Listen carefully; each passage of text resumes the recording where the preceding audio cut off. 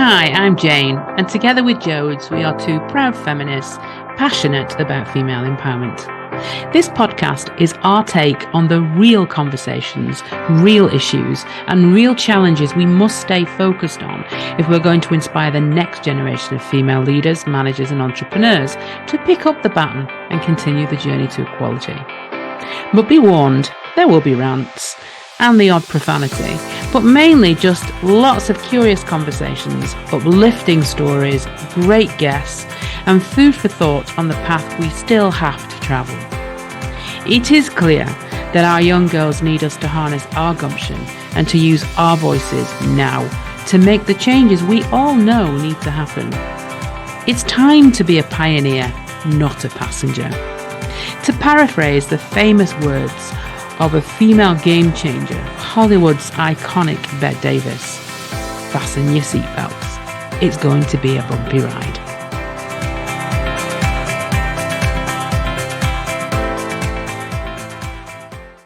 So, welcome to Series 4, Episode 4 of Jane and Jodes On One, Real Women, Real Conversations and Real Issues. And today we are still in our series, we're talking about female energy and how it matters. And so today we're going to do a bit of a deep dive. We've talked about some of these identities that Superwoman becomes, and today we're going to do a deep dive into those. But first of all, I want to share with you something I saw in the Oprah magazine many years ago, and it really resonated with me and lots of women that I work with. And it's like, it says that there are only 4 types of women. And this was an article written by Elizabeth Day, you know, the woman that wrote Eat, Pray, Love. Oh, yeah. And she said there are only 4 types of women. The first type are women that are focused on work as opposed to home and are in conflict about it. Mm-hmm. The second group of women... I've been there. You've been there? I've Yeah. been there, the second group of women prioritise home at the cost of work and are in conflict about it. Not done that one. Okay. The third one are women that attempt to prioritise both and are in conflict about it. Yeah, done that one. Yeah. And that's where Superwoman sits. Yeah. And the fourth group of women, she referred to them as goddesses. And these are women that have found a way of kind of silencing their inner critic. They found peace in the way they operate. They operate with their values front and center. They have let go of this need to be perfect. I would call those women divas. Yeah, I would call those sounds women divas. Good. Yeah, so these are women that know what they want, are really clear about, the kind of journey, and are not beating themselves up for not being perfect. So I would say that we all need to get on the diva track. Where do we sign up? Yeah, where do absolutely. We sign up? So we need to understand how we're playing this game a bit more. So I want to talk about like the key, what I would consider to be the key 3. So this is Superwoman as super wife, Superwoman as super mum, and Superwoman as super single. Because I get so many women, and I'm sure you do, talking to me about, I'm a single. I'm a successful woman. A super boss. I wasn't going to talk about it. If we've got time, we might pick up super boss. Mum, wife, and single. Mum, wife, and single. Because, I have those conversations with so many single women. Anyway, so let's talk about super wife. So if we recall that Superwoman is the control freak. Yeah. Okay. She's doing everything. She's controlling everything. It's her way or the highway. Her standards are very high. And so she's kind of taken on this culture of having it all, actually meaning doing it all. So there's no team talk taking place. No. There's no kind of division of labour. It's like, you don't do things to my standard anyway, so I might as well keep doing it. And it is the attitude, isn't it? Oh, Christ, if I want a job doing, I have to do it myself round here. Yeah. So I always tell a story about the washing up, okay? Forgive me if some of you have heard me talk about this before, but it really defines what's going on between husband and wife, and it might be wife and wife as well. So it really defines the relationship. So let's say you both work. Yeah. You've got kids, so it's a busy household. and you come back in from work and you make the dinner. Yeah. On the agreement that your partner washes up. So you kind of switch it. You either cook or clean. Yeah. So you've cooked the dinner, sat down, now's your day been, we've had a lovely dinner, and then you go off to watch a bit of TV or whatever, and you say to your husband, partner, are you sorting the kitchen out now? And he goes, yeah, of course I am, babe, of course I am. So off he goes to sort the kitchen out. And about 10 minutes later, you go in for your inspection. And you're looking around, you're going, well, he's not done that. He's not cleaned that properly. He didn't empty the bins, not swept the floor. He's put crystal glasses in the dishwasher. I have to take them out. In fact, he's not loaded the dishwasher right anyway. He's left food on the hob. So you kind of do your little checklist and your audit, and you call him back in. You've got a minute, love. And he comes back into the kitchen thinking, I'm going to get some praise here. Yeah. She's going to be, oh, thanks for doing that, love. And you're like, okay. So I thought I asked you to wash up. And at this point, he goes, well, I did. Yeah. And he looks completely bemused. Well, I've washed up. Oh, and you go, really? Really? Is that what you call washing up, is it? That's what washing up is. Can you see how easy this rolls off my tongue? Yeah, absolutely. Yeah.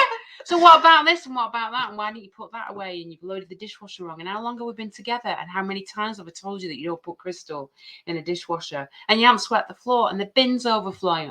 And the compost bin's overflowing. And they're all stainless steel fingerprints all up the stainless steel fridge. And at this point, what would he say? Well, I did my best. And well, if you don't like it, do it yourself.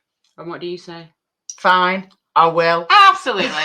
So that's a perfect. Did I score a perfect score? Yeah, I did. High five on that. I don't think I should have a high five for it though. Really, no, well, that's super. Should be a low five. That's super wide.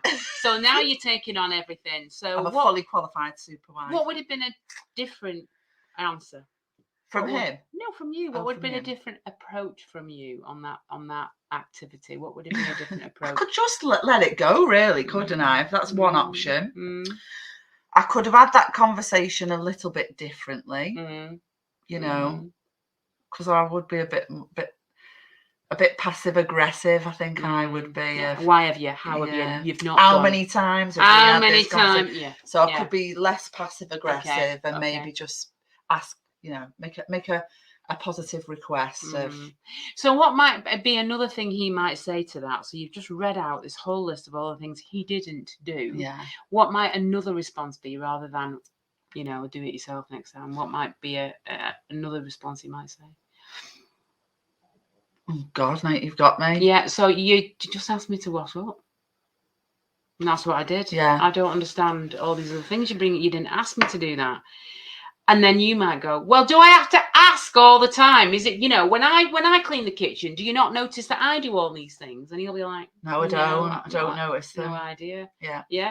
So the thing is, it never goes well, this conversation, unless you've had the team talk, right? And it never goes well if you're controlling and in that male task, competitive kind of mode. It's more of a, this happens in my house. Okay, this is how that conversation goes in my house. I don't even have the conversation because Tony always washes up. Yep. Okay, it's his thing.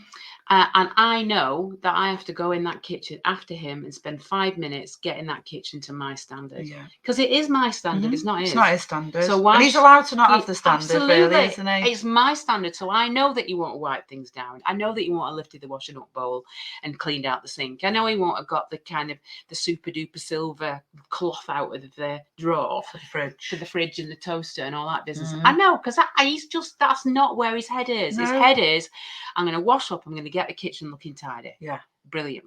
And he'll empty the bins. He'll always empty the bins. Yeah, I never empty the bins. No, I've not emptied the bin in my entire life. The bin is definitely David's job. So I know that everything we do is a team. So I know that Tony will never do that like me. He also knows that I will never sort the car out like him. Because I don't like dealing with the car. He does the garden. I don't. When Holly, our niece, used to live with us, he was the taxi driver. I wasn't. So it's about understanding, isn't it? Who does what and an equal share of the labour. Yeah. And so long as we've got that going on, who cares? I would just thank Tony. I would go, thanks for doing that, babe. The dishes. And he knows I'm going to go in and he knows I'm going to, he calls it titivate. You're going to go in the kitchen. Titivate it, aren't you? Yeah, I am. But that's me. That's my area, and I want it to look like that. Clue. I want it to look like that. Yeah. Yeah.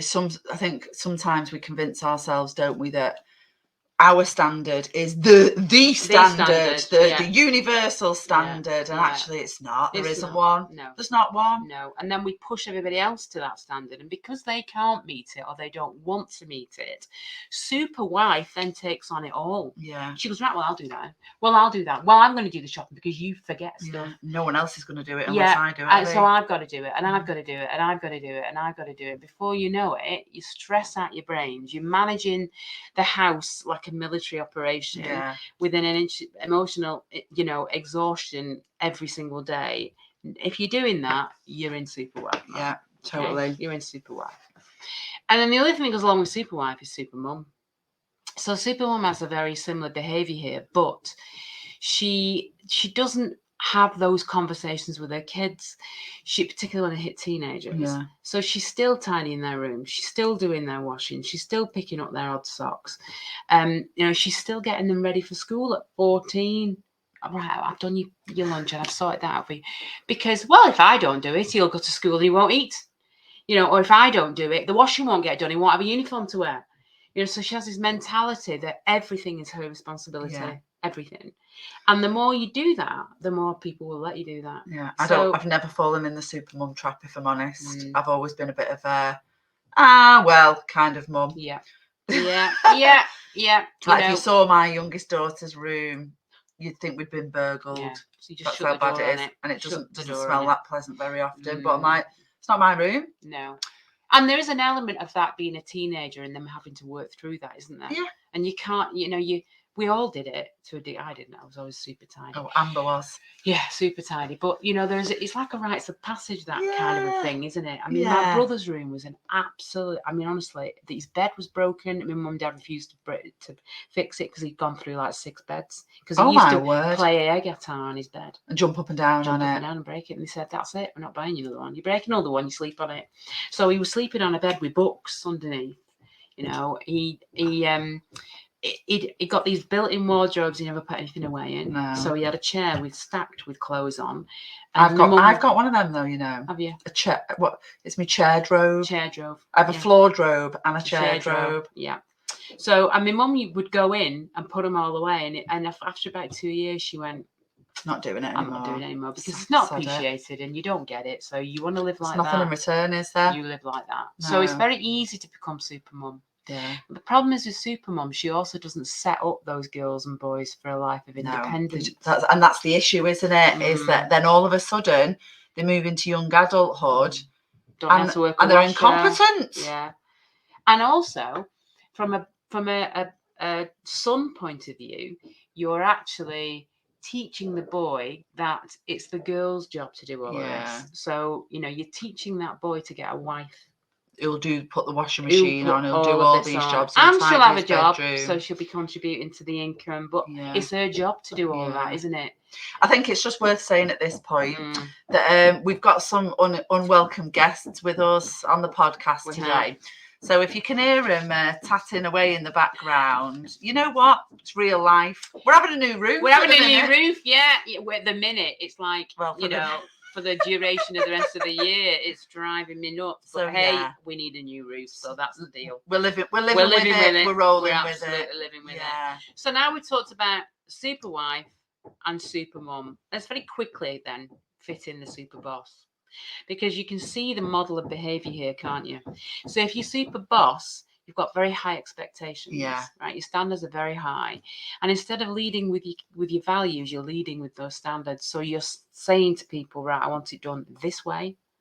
I want it done in this time. I want it done using this product. You define the whole job. And so the person's just going, oh, right. So they've got no injection into that process. They've got no creativity. No. They've got no autonomy. So you are micromanaging people within an inch of their life. And therefore you don't keep good people. No. Because good people need some skin in the game. They need some, opportunity to improve things, to go, you know what, I know you've been doing it like that, but I think, like, if we did it like this, So a woman that doesn't, or a man for that matter, that's not managing in that way would be managing by results and values. Yeah. So it's like, this is what we're looking to achieve, not yourself out. Get the outcome. Yeah. I'm interested in the outcome.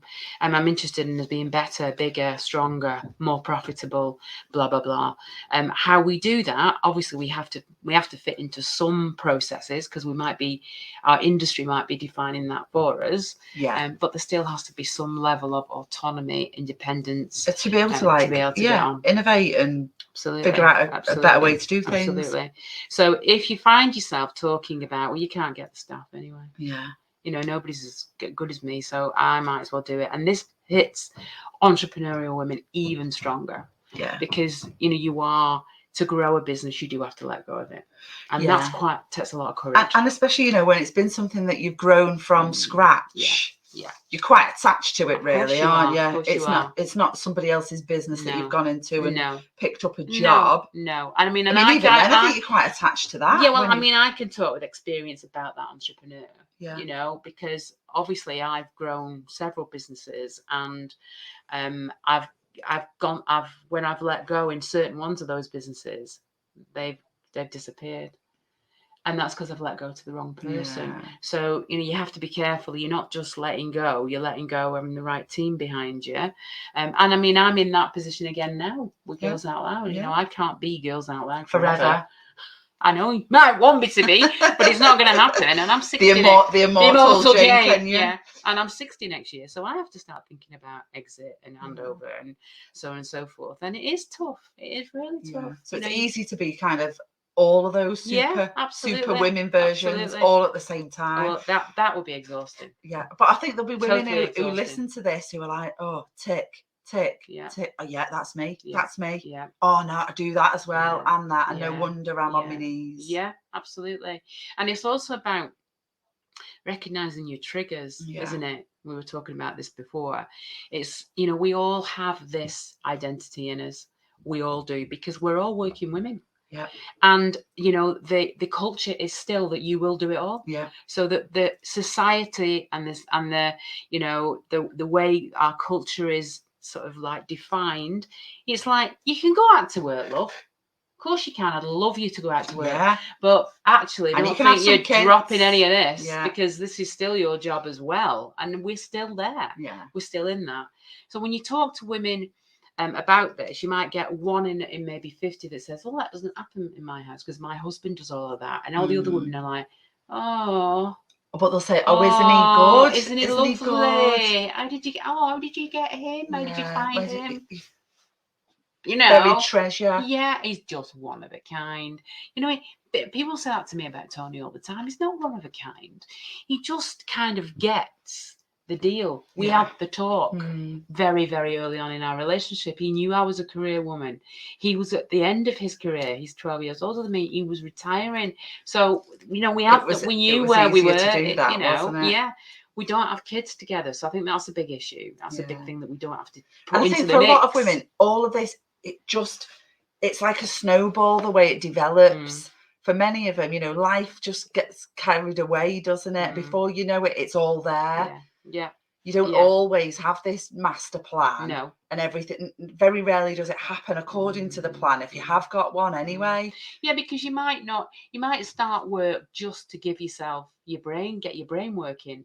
You might be like, I'm just gonna, and then you get into work and you go, I'm good at this. I'm bloody good at this. I'm having more of this. Yeah, my career came from nothing. It wasn't anything I ever set out to do. It just kind of like appeared and developed. You're like, I'm pretty good at this. Quite like this. Fancy a bit more of this. Yeah. So then the conversation has to evolve, doesn't it? Because it might not have been where you started. Yeah. And then you might be going, do you know what, David, Tony, I like this and I want to do more of it, but that means we've got to work out how we're going to bring our family up and how we're going to manage our house. Yeah, luckily it was all before all of that. So my stall was set out that way, but it did. Yeah, it then did mean that when we added in the other bits, that's a different conversation. And I think that so many of us are just trying to hold all those plates, trying to juggle all those plates. And I've always said Some people call me a nosy cow, but I'm very curious. So if I'm sat waiting for somebody in a coffee shop, which I'm always doing, I'm listening to what's going on around me. And I do the same in the salon, particularly the nail salon, you know, and because it's always these women rushing in to have their nails done and then rushing off somewhere else. I mean, there are also the ladies at lunch, but, you know, I'm not really listening to them. I'm listening to the working women. And, you know, they're in it without even realizing that they're in it, and they're talking about, oh well, I've got to pack for the holidays. And you don't even need to know the words they're saying, do you? No, you can it's tell just by that, and it's back to that energy, isn't it? That you can sense from the energy that they're hyper. Yeah. They're hyper, you know, and they're very task driven. It's all task and compartmentalised. Got to get this done, got to get that done. That, tick, tick, tick, and then I'm doing that, and then I've got this, and this, and then at the same time as this, I'm also doing my job. And my husband's useless, and you know what? He's probably not useless. No. He's just not. He's not valued. You haven't asked him. You know, when he's done things, you haven't thanked him. You've probably criticised him, i.e. think washing up story. So he's gone, do it yourself next time. I'm not doing it for that abuse. I can see though, right? I can see how so many women might listen to that and think, what? Like, thank him. Because actually I'm guilty of that. Still. I've done it this weekend, you know. Yeah. Where David has done things, but they've not been enough. Or to, you know, to what I wanted them doing. Yeah. And actually, I have heard him quite a number of times recently say, all you do is criticise me. Oops. You know, but I guess I'm sitting there saying I'm not perfect. I'm sitting there thinking, shit. Yeah. So, you know, and you know what? This is not about, because again, a lot of women will say, oh God, I've got to thank him. I've got to thank him, and he's not even done it right. I don't want to. He's not done it right. It's that done it right bit you've got to evaluate. It's that done it right. And you've got to think about, what does he do that you don't touch? You know, I think there'll be loads of things that David does that he's not waiting for your thanks from. Well, and I'm sure he just doesn't. And I'm sure there's plenty of things that I do that really wind him up. Yeah. And maybe he doesn't choose to say anything. Maybe he just thinks, oh, I'm just gonna let that one go. Yeah. We don't need to be having these conversations all the time, but we do need. Do you remember when we talked about the 3 things that men need? Yeah. Okay. That was in my brain a minute ago, actually, when we were doing that. 3 things that men need, which was to be acknowledged, to be appreciated, to be admired. Yeah. And if we're not doing any of those 3, he's not getting his needs met. Yeah. And if he's not getting his needs met, he's an unhappy man. And if he's also got this going on top of that, he's a kind of man that you're stealing his energy. Jeez Louise. You're stealing his energy, so he feels like, what's the word? Is it emasculated? Because you're also playing his game. And it's like, well, where's my game then? What am I supposed to do? Because if you're taking my male energy, am I supposed to take your female? Yeah. Well, what if I don't want to? What if that's not how the relationship should be?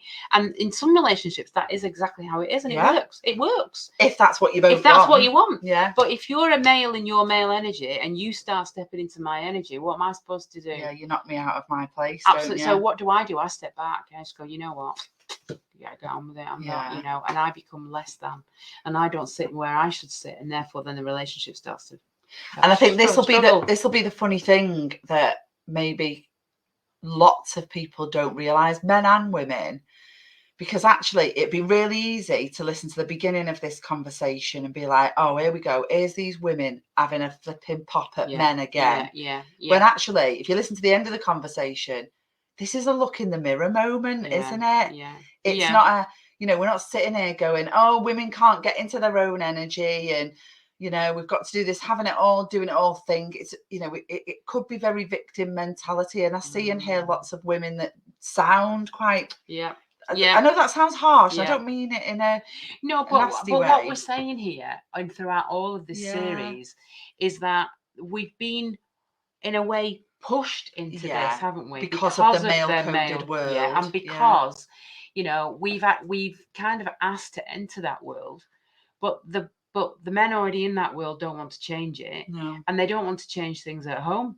So it's not like they haven't said to us, do you know what, you'd be brilliant at this job. So actually, if you're going to work full time and I'm going to work full time, we need to work out a plan, don't we? Nobody has that conversation. It's like, go to work, Jodes, knock yourself out. But the hidden agenda is don't think you're not doing everything else. And so, Yeah. you know, we've taken all of that on. So we need to take a look in the mirror at what we're doing. And then we also need to have those conversations with our other half. Yeah, And whoever they work are. out a better plan for how we both get what we want. Yeah. I mean, I always remember reading Lean In, Sheryl Sandberg. Yeah. And the only thing I took out of that book was the fact that her and her husband were both really high-flying tech execs at a very high level. And he worked for Monkey Chimp and she worked for Google. And she worked for Facebook and she got headhunted to go and work at Google. And before she accepted the job, they both sat down and said, right, how are we going to make this work? Because that means you're traveling more. So I tell you what we'll do is we'll do it in 5-year chunks. So the next 5 years, I'll take the lion's share at home. Okay, I'll look after the kids, you know, because I'm going to be working at home 2 days a week. So I'm going to take the lion's share. You are going to go for this job. Go and accelerate the hell out of it. 5 years. And then in 5 years, we'll switch. Yeah, and it's my turn. Then it's my turn. Yeah, and I thought, what a great way of doing it, because you need that 5 years to focus, don't you? Yeah, and however long it is irrelevant, isn't it? It's the fact that we make an agreement and our expectations are set. Yeah. And it's not as making assumptions about each other. If you talk to any woman that's at the top of her game, seriously at the top of her game, she will have had this conversation. I thought she should be single. Yeah. And I think that's what happens in a lot of situations, isn't it? Is if she's got children, stay single or become single. Yeah. If she's got children, she's got a family, she's got a husband or a partner, she will have had this conversation because she will not have been able to make it work without. And that's what we're saying here. Don't fall into the traps of taking this superwoman, which is a woman in her male energy, trying to do it all, trying to be perfect every day, very high expectations of herself, therefore very low of everybody else. You know, sitting in that male energy that's task orientated, that's competitive, and it's got competitive language to it. You can hear it when you hear women speak. If you sit in there, the likelihood is you're sitting in several of these as well. Yeah. And so it's about, you know, if you're happy doing that, then knock yourself out. Yeah. If you're listening to this going, oh, God, already sitting there feeling done in. I'm done in, I'm exhausted, then you need to kind of step back, understand what that female looks like, maybe, you know, have some coaching around it or whatever, do some reading about it, and also be aware of your triggers. And we were talking about this before because we've both got some of this going on. Oh God, it flies back in for me week in, week out. Yeah. And for me, I have my biggest trigger is when I hit overwhelm. When I hit overwhelm, my superwoman arrives and I start controlling everything. And it's like, right, I've now got to do that because nobody else is doing it the way I want it doing. And I'll come in from a full-on day at a conference or in loads of meetings, in loads of kind of like sales-orientated meetings, and I'll come in and my kitchen will not be where I want it to be because bless Tony, he's done what he thinks he's done his washing up. Yeah, but like that, and I'm like, you can hear me ranting. Oh, for God's sake, you know. And I'm like, Tony says, I'm like, I've got this dishcloth going at 90 miles an hour over all the units. And then I come in and I pick something up on my email. Well, we've already had that conversation. And then things that I would never see before, I would just take it as part of my normal. I'm like, they're super magnified, and I'm losing it left, right, and centre. It might last about an hour, and then I go, I need to have a little bit of a talk to myself here. This is silly. Where am I going? And then I decide to take myself away from it. So I might go to the gym. I might go for a swim. I might have a bit of retail therapy. I might disappear. I did it on Saturday morning. I disappeared to Ham14, big shopping centre, big M&S. Just had a big mooch. Just got out of the way. Yeah. It's just something different because, I was exhausted and I knew it was coming on. So I recognise the triggers very quickly. Yeah. And then I step back. Yeah. And that's the key to be a diva or a goddess. We talked about in those 4. It's about knowing yourself. Yeah. It's about self-awareness. It's about knowing your triggers. It's about knowing your values. It's about knowing who you are and how you operate. It's about looking in a mirror. It's about being honest, being real, being authentic. And authenticity is not perfection. That is not the game. It's almost the opposite sometimes, isn't it? It's allowing all your flaws to exist, isn't it? Because you are your flaws. And loving them. Yeah, you are your flaws. And, the more you think you're perfect, the less perfect you probably are, to be honest. It's the irony of the situation, isn't it? So what we're saying to you is that if you recognise some areas of this superwoman mentality that we've talked about, for the past 3 episodes, and you recognise some of what Jackie talked about, some of what Nick from Seddon talked about. We've got her on next episode. Oh, is she on next? Right, next okay, fab. If you recognise some of what Nick says to you on the next episode, then you will definitely be kind of slipping in to some of these identities as well. Yeah. So, just like read the book on Superwoman that I wrote in 2015, and it's still as relevant now as it was then. In fact, more so, we're coming up to like 8 years. I know. It feels like if out of the pandemic, it's like put another rocket up its arse, hasn't it? Yeah. So read it. It's a dead easy read, dead quick read. And you'll be ticking off all the boxes, and then you'll be going, right, here's the solutions. Every chapter has a solution. Here's what you need to do to get rid of that. Here's what you need to do to reposition that. So that's the 4 women. If nothing else, team talk. Team talk, number Even 1. If you've had one before, maybe it's time for a new one. Yeah. And teach your son to have the team talk as well. Maybe it's a family talk if you've got kids. Yeah, because this is not just about how it's impacting us as current day women. It's the next generation. Yeah, of our daughters and our sons. It's like, what role model are we being for our daughters to kind of say, this is what it looks like to be a happy, healthy, successful woman in whatever success is. So but boys... Well, boys are getting away with doing nothing, aren't they? And when we talked about, she won't listen to what you say, but she'll watch what you do. Yeah. This is the key here. She'll watch what you do. And lots of girls now are going, I'm not doing what my mum does. I'm not doing what my mum does. No, because mum looks bedraggled, like she's been through an edge backwards. I'm going to marry a footballer. I want somebody to do all of that. I want to marry somebody rich, so we don't have to do all of that. We just pay people to do all of that. Yeah, what a sad state of affairs. You don't want a career, you want to marry somebody rich. And it's now moved from being a footballer's wife to just somebody rich. Yeah. Could be a basketball player. Could be somebody in the NFL. I don't care, as long as they're rich. Yeah. How sad. So let's kind of change the game a bit here. Let's change the game. Definitely. So, listening to Nick's episode next week, because that's really interesting. And then, we'll be back to round up the series in episode 6. So we'll see you then. Yeah, we'll see you then. Bye. You have been listening to Jane and Jodes on One. Until next time, remember, sisterhood matters. Together, we are bold, brave, fierce, and unstoppable.